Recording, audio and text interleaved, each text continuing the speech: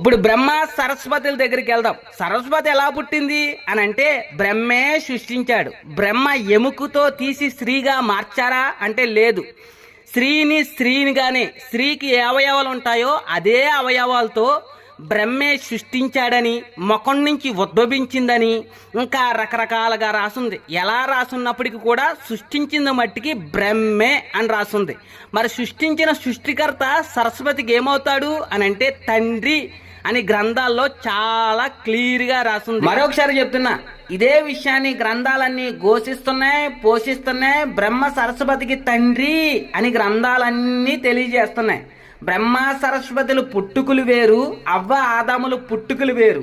దేవుళ్ళుగా ఉన్నటువంటి బ్రహ్మ సరస్వతుల్ని నార్మల్ మనుషులుగా ఉన్నటువంటి అవ్వ ఆదాముతో పోల్చినటువంటి ఈ అజ్ఞానులకి బుద్ధి జ్ఞానం లేదా? అందుకే కదా ఈ వీడియోకి కామెడీ బ్రదర్స్ అని